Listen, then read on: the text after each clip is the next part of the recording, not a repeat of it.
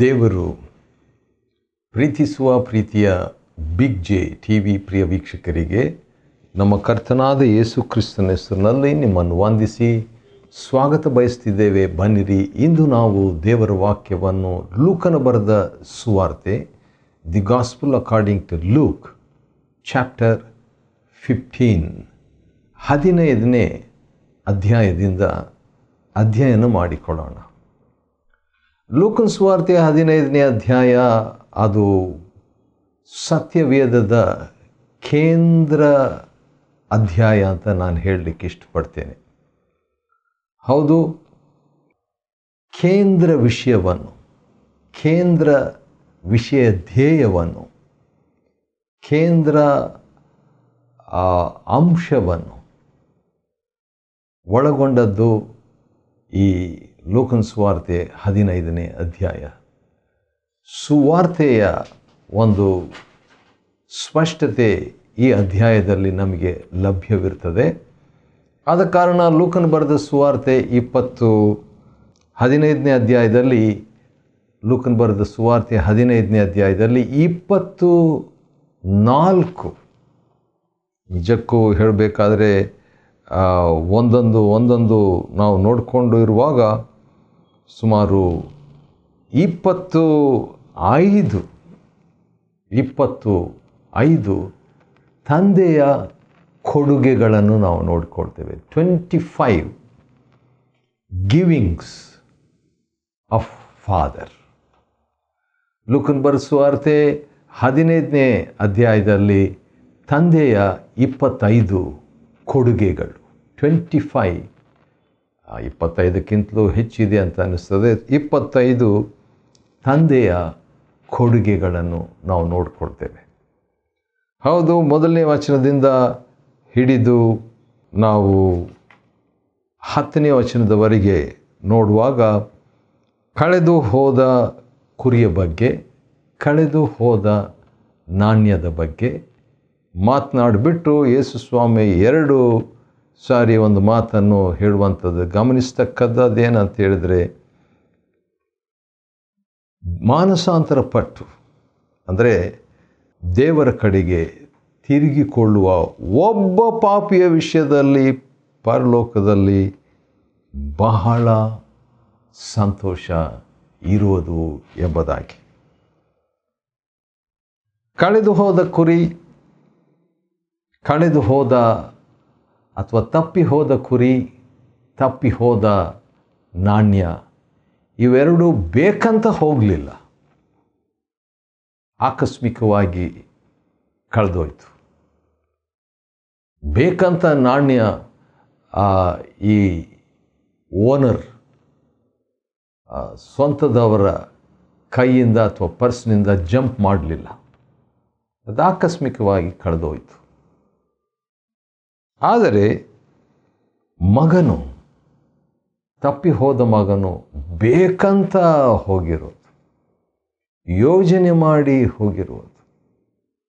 ಯಾವ ರೀತಿಯಾಗಿ ಯಾಜಕಕಾಂಡ 5ನೇ ಅಧ್ಯಾಯದಲ್ಲಿ ಯಾರಾದರೂ ತಿಳಿಯದೇ ಪಾಪ ಮಾಡಿದರೆ, ಅನ್ಇಂಟೆನ್ಷನಲ್ ಸಿನ್, ತಿಳಿಯದೆ, ಗೊತ್ತಿಲ್ಲದೆ, ಅರಿಯದೆ, ಅಜ್ಞಾನದಿಂದ ಮಾಡಿದ ಪಾಪಗಳು, ಹಳೆ ಒಡಂಬಡಿಕೆಯಲ್ಲಿ ಹೆಚ್ಚಾಗಿ ತಿಳಿಯದೆ ಮಾಡಿದ ಪಾಪಗಳು. ಆದರೆ ಬೇಕೆಂದು ಮಾಡುವ ಪಾಪಕ್ಕೆ ಹಳೆ ಒಡಂಬಡಿಕೆಯಲ್ಲಿ ಪಾಪ ಪರಿಹಾರ ಇಲ್ಲ. ಅದಕ್ಕೆ ಬೇಕೆಂದು ಪಾಪ ಮಾಡದಂತೆ ನಿನ್ನ ದಾಸನನ್ನು ಕಾಯಿ ಎಂಬುದಾಗಿ ಕೀರ್ತನೆ 19ರಲ್ಲಿ ದಾವೀದನ ಒಂದು ಭಿನ್ನ. ಆದುದರಿಂದ ಈ ಮಗನ ವಿಷಯವಾಗಿ ನಾವು ನೋಡುವಾಗ ತಿಳಿಯದೆ ಅವನು ಹೋಗಲಿಲ್ಲ, ಬೇಕೆಂದು. It's a picture of intentional ಸಿನ್.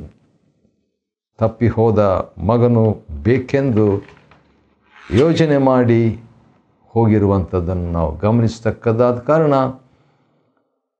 ಇವನ ಜೀವನದಲ್ಲಿ ತಂದೆ ಏನು ಮಾಡಿದರು ಅಂತ ನೋಡುವಾಗ, ತಂದೆ ಕೊಟ್ಟರು. Father gave.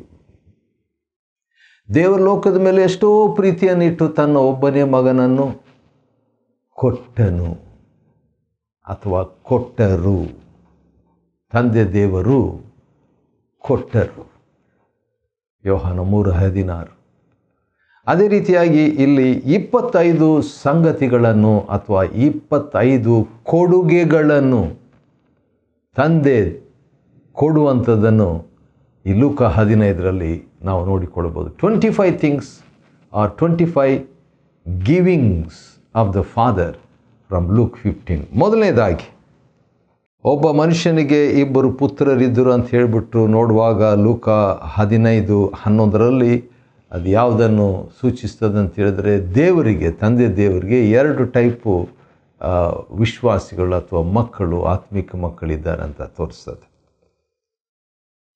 ಅವರಲ್ಲಿ ಕಿರಿಯವನು ತನ್ನ ತಂದೆಗೆ, ಅಪ್ಪ ಆಸ್ತಿಯಲ್ಲಿ ನನಗೆ ಬರತಕ್ಕ ಪಾಲನ್ನು ಕೊಡು ಅಂತ ಹೇಳಿದಾಗ ತಂದೆ ತನ್ನ ಆಸ್ತಿಯನ್ನು ಅವರಿಬ್ಬರಿಗೂ, ಇನ್ನು ಒಬ್ಬನಿಗೆಲ್ಲ, ಕೇಳಿದೀನು ಒಬ್ಬನೇ, ಕಿರಿಯವನು ಬಂದು ಕೇಳ್ದ.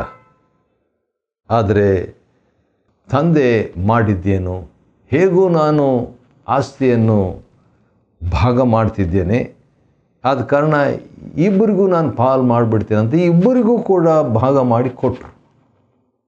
ಕೊಟ್ಟಾಗ ಒಂದು ವಿಷಯ ಇಲ್ಲಿ ಬರೆದಿಲ್ಲ, ಆದರೆ ನನ್ನ ಒಂದು ಊಹೆ, ಅಭಿಪ್ರಾಯ, ಆ ಅಭಿಪ್ರಾಯ ಏನಂತ ಹೇಳಿದರೆ, ಮಗನಿಗೆ ಬರ್ತಕ್ಕಂಥ ಒಂದು ಆಸ್ತಿ ಅದನ್ನು ಆ ಚಿಕ್ಕ ಮಗನಿಗೆ ಬರತಕ್ಕಂಥ ಆಸ್ತಿಯನ್ನು ಕೊಟ್ಟುಬಿಟ್ರು, ದೊಡ್ಡ ಮಗನಿಗೆ ಬರತಕ್ಕಂಥ ಆಸ್ತಿಯನ್ನು ಕೂಡ ಕೊಟ್ಟುಬಿಟ್ಟರು ತಂದೆ. ಸ್ವಲ್ಪ ತಮಗೋಸ್ಕರ ಕೂಡ ಇಟ್ಟುಕೊಂಡಿರಬೇಕು ಅಂತ ನನಗೆ ಅನಿಸ್ತದೆ. ಯಾಕೆಂತ ಅನಂತರ ನಾವು ನೋಡೋಣ. ಸರಿ, ಯಾಕಂದರೆ ತನ್ನ ಪಾಲು ಅಥವಾ ತನ್ನ ಒಂದು ಭಾಗ, ಯಾಕಂತ ಹೇಳಿದ್ರೆ ಯಾರ ಮೇಲೂ ತಂದೆ, ಒಬ್ಬ ಜ್ಞಾನವಂತ ತಂದೆ ಯಾರ ಮೇಲೂ ಹಾತ್ಕೊಳ್ಳೋದು ತಮಗೋಸ್ಕರವಾಗಿ ಕೂಡ ಸ್ವಲ್ಪ ಇಟ್ಕೊಳ್ತಾರೆ. ಭಾಳ ಇಟ್ಕೊಳ್ದಿದ್ರು ಕೂಡ ತಮಗೆ ಬೇಕಾದಷ್ಟು ಇಟ್ಕೊಳ್ತಾರೆ, ಅದರಲ್ಲಿ ತಪ್ಪೇನಿಲ್ಲ. ಮತ್ತು ಅದರ ಬಗ್ಗೆ ನಾವು ಮುಂದೆ ನೋಡೋಣ ಬನ್ನಿರಿ. ಸರಿ, ಮೊದಲನೇದಾಗಿ ತಂದೆ ಕೊಟ್ಟಂಥ 25 ಕೊಡುಗೆಗಳು, 25 ಗಿವಿಂಗ್ಸ್ ಆಫ್ ದ ಫಾದರ್ನಲ್ಲಿ ಮೊದಲನೇದಾಗಿ ತಂದೆ ಕೊಟ್ಟಿದ್ದು ಏನಂತ ಹೇಳ್ಬಿಟ್ಟು ನೋಡುವಾಗ ಲೂಕನ ಬರೆದ ಸುವಾರ್ತೆ 15:12ರಲ್ಲಿ ಆಸ್ತಿಯನ್ನು ಕೊಟ್ಟರು. ತಂದೆ ಆಸ್ತಿಯನ್ನು ಕೊಟ್ಟರು. ದೊಡ್ಡ ಮಗನಿಗೆ ಆಸ್ತಿಯನ್ನು ಕೊಟ್ಟರು, ಕೇಳಿದಂಥ ಚಿಕ್ಕ ಮಗನಿಗೂ ಆಸ್ತಿಯನ್ನು ಕೊಟ್ಟರು. ಎರಡನೇದಾಗಿ ಇನ್ನೇನು ಕೊಟ್ಟರು ಅಂತ ನಾವು ನೋಡೋದಕ್ಕೆ ಮುಂಚಿತವಾಗಿ, ಆಸ್ತಿಯನ್ನೆಲ್ಲ ತಗೊಂಡು ಇವನೇನು ಮಾಡ್ತಾನೆ, ದೂರ ದೇಶಕ್ಕೆ ಹೋಗ್ಬಿಟ್ಟು ಹಾಳು ಮಾಡಿ, ಎಲ್ಲವನ್ನು ಹಾಳು ಮಾಡಿದ ಮೇಲೆ ಅವನು ಘೋರವಾದ ಬರಕ್ಕೆ ತುತ್ತಾಗಿ ಕಡೆಗೆ ಹೀನಾಯವಾದ ಪರಿಸ್ಥಿತಿಯಲ್ಲಿದ್ದು ಕೊನೆಗೆ ಏನು ಮಾಡ್ತಾನೆ, ಏನಾದರೂ ಈ ಹಂದಿಗಳು ತಿಂತಿದ್ದಂಥ ಈ ಸಿಪ್ಪೆಗಳು ಏನಾದರೂ ತನಗೆ ಸಿಗ್ಬೋದೇನೋ ಅಂತ ಆಶೆ ಪಟ್ಟನಂತೆ, ಆದರೆ ಯಾರೂ ಸಹ ಅವನಿಗೆ ಕೊಡಲಿಲ್ಲ.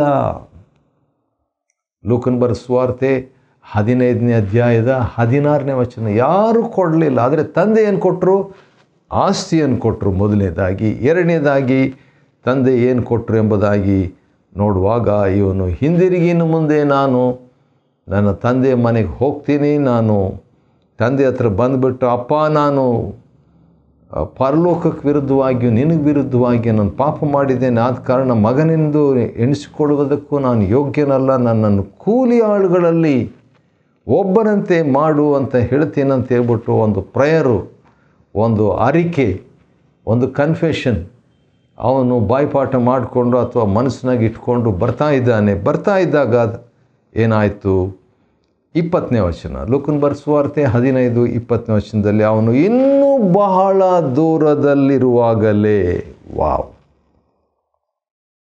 ಗ್ರೇಟ್, ದೂರದಲ್ಲಿರುವಾಗಲೇ ತಂದೆ ಕಂಡು.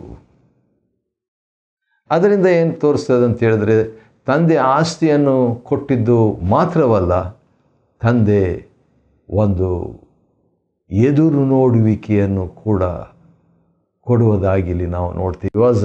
He was giving the expectation. ಕೊಡ್ತಾ ಇದ್ದಾರೆ ಅಂದರೆ ಟೈಮ್ ಕೊಟ್ಟರು, ಅದಕ್ಕೆ ಟೈಮ್ ಕೊಡ್ತಾ ಇದ್ದಾರೆ. ಮಗ ಬರ್ತಾನೆ. ಒಂದು ನಿರೀಕ್ಷೆಯನ್ನು ಕೊಟ್ಟರು, ನಿರೀಕ್ಷೆಯನ್ನು ಮಗನ ಮೇಲೆ ಕೊಟ್ಟಿದ್ದರು. ಆ ಮಗನ ಬರುವಿಕೆಗಾಗಿ ಕಾಯ್ತಾ ಇದ್ರು, ಸಮಯ ಕಾಯ್ತಾ ಇದ್ರು, ಕಾದಿದ್ದಂಥ ಸಮಯ. ಆದ ಕಾರಣ father not only gave the property but also expectation in time.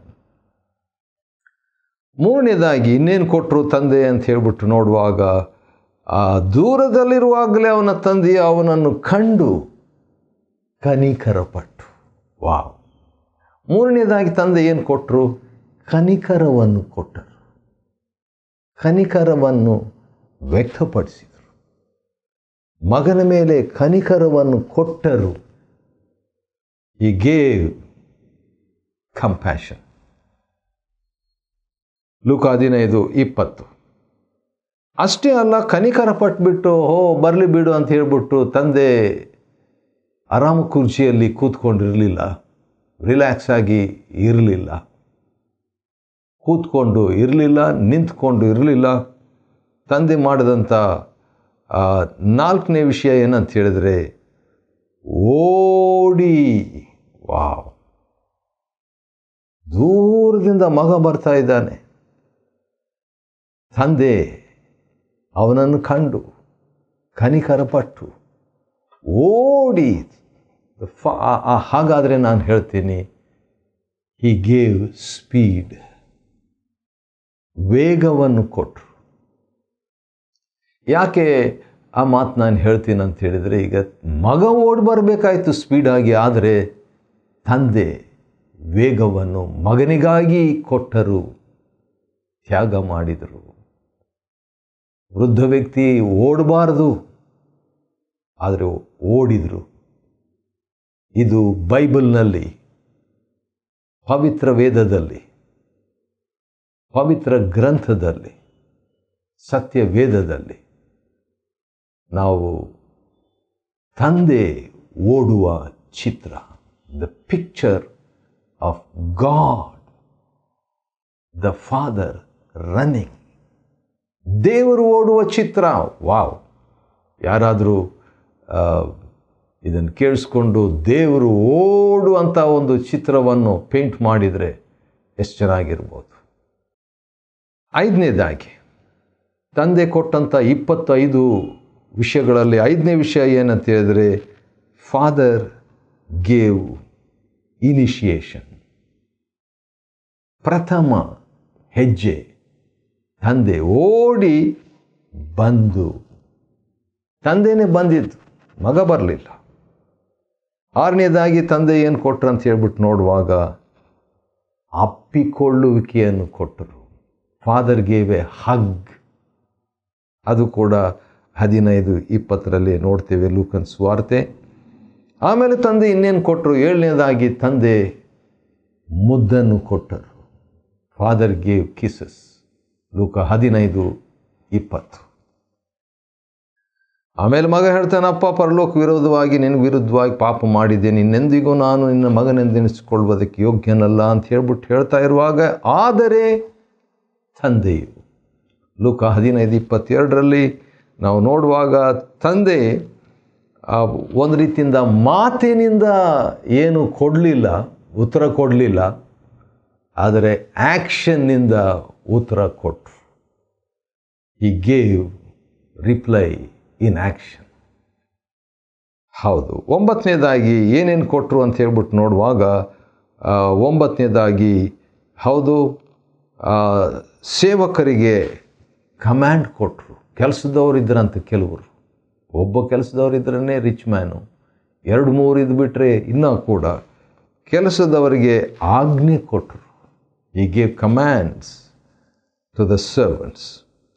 ಆಮೇಲೆ ಏನಂತ ಕೊಟ್ಟರು ಅಂತ ಹೇಳ್ಬಿಟ್ಟು ನೋಡುವಾಗ, 10ನೇದಾಗಿ ಅಂಗಿಯನ್ನು ಕೊಟ್ಟರು. ಎಂಥ ಅಂಗಿ? ಶ್ರೇಷ್ಠ ಅಂಗಿ. ಹರಿದೋಗಿದ್ದಂಥ ವಸ್ತ್ರ ತೆಗೆದುಕೊಂಡು ಈಗ ಶ್ರೇಷ್ಠ ಅಂಗಿ. 11ನೇದಾಗಿ 15:22 ಅಂಗಿಯನ್ನು ಕೊಟ್ಟರು. 11ನೇದಾಗಿ ಬೆರಳಿಗೆ ಉಂಗುರವನ್ನು ಕೊಟ್ಟರು. 11.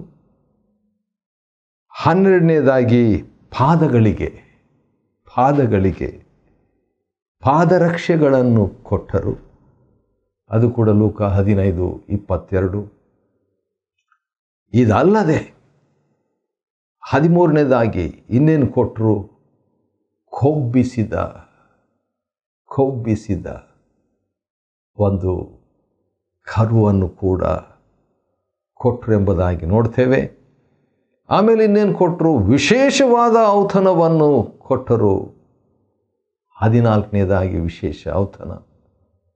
ಆಮೇಲೆ ಇನ್ನೇನು ಕೊಟ್ಟರು? 15 ಸಂತೋಷವನ್ನು ಕೊಟ್ಟರು. ಅದು ಕೂಡ ಲೂಕ 15:23 ಇದೆ. ಸಂತೋಷವನ್ನು ಕೊಟ್ಟರು. He gave happiness. 24ನೇ ವಚನ, ಲೂಕ 15:24ನೇ ವಚನದಲ್ಲಿ ಹೌದು, ಪುನರುತ್ಥಾನವನ್ನು ಕೊಟ್ಟರು. ಮಾತಿನಲ್ಲಿ ಸತ್ತು ಹೋಗಿದ್ದ, ಈಗ ಪುನರುತ್ಥಾನನಾಗಿದ್ದಾನಂತ ಹೇಳ್ಬಿಟ್ರು. ಪುನರುತ್ಥಾನವನ್ನು ಕೊಟ್ಟಿದ್ದಾರೆ. ಅದು 16ನೇದು. ಆಮೇಲೆ ಕಳೆದು ಹೋಗಿದ್ದಾನೆ, ಈಗ ಸಿಕ್ಕಿದ್ದಾನೆ. He was found, restored. ಹಾಗಾದರೆ ಪುನಃಸ್ಥಾಪನೆಯನ್ನು ಕೊಟ್ಟರು ಮಾತಿನಲ್ಲಿ. 17. 18ನೇದಾಗಿ ಇನ್ನೇನು ಕೊಟ್ಟರು? ಸೆಲೆಬ್ರೇಷನ್, ಹಬ್ಬವನ್ನು ಕೊಟ್ಟರು ತಂದೆ. 18ನೇದಾಗಿ 19ನೇದಾಗಿ ಇನ್ನೇನು ಕೊಟ್ಟರು? ಮ್ಯೂಸಿಕ್, ಸಂಗೀತವನ್ನು ಕೊಟ್ಟರು. ಯಾಕಂತೇಳಿದರೆ ಲೂಕ 15:25 ಸಂಗೀತ ವಾದ್ಯ ಇತ್ತಂತೆ. ಅದನ್ನು ಕೂಡ ನೋಡ್ತೀವಿ. 20ನೇದಾಗಿ ಇನ್ನೇನು ತಂದೆ ಕೊಟ್ಟರು? ಡ್ಯಾನ್ಸ್, ನರ್ತನವನ್ನು ಕೂಡ ಕೊಟ್ಟರು. ಅದನ್ನು ಆರ್ಗನೈಸ್ ಮಾಡಿದರು, ಅದನ್ನು ಸ್ಪಾನ್ಸರ್ ಮಾಡಿದರು. ಅದನ್ನು ಬೇಗನೆ ಒಂದು ಮ್ಯೂಸಿಕ್ಕನ್ನು, ಒಂದು ನಾಟ್ಯವನ್ನು ರೆಡಿ ಮಾಡಿರಿ ಎಂಬುದಾಗಿ ಕೆಲಸದವರಿಗೆ, ಒಬ್ಬನಿಗೆ ಹೋಗೋ ಮ್ಯೂಸಿಕ್ಕು, ಇನ್ನೊಬ್ಬನಿಗೆ ಹೋಗೋ ಡ್ಯಾನ್ಸು, ನಾವೆಲ್ಲ ಹಬ್ಬ ಮಾಡಬೇಕು ಎಂಬುದಾಗಿ. ಹೌದು, ಬಹುಶಃ 5-6 ಸೇವಕರು ಇರಬೇಕಂತ ಕಾಣ್ತೈತೆ. ಒಬ್ಬನು ಉಂಗುರ ಹಾಕ್ತಾ ಇದ್ದಾನೆ, ಒಬ್ಬನು ಡ್ರೆಸ್ ಹಾಕ್ತಿದ್ದಾನೆ, ಒಬ್ಬನು ಕಾಲಿಗೆ ಪಾದರಕ್ಷೆಗಳನ್ನು ಹಾಕ್ತಾ ಇದ್ದಾನೆ, ಇನ್ನೊಬ್ಬನು ನಾನ್ ವೆಜ್ ಊಟವನ್ನು ರೆಡಿ ಮಾಡ್ತಾ ಇದ್ದಾನೆ. ಒಬ್ಬನೇ ಮಾಡಲಿಕ್ಕಾಗಲ್ಲ.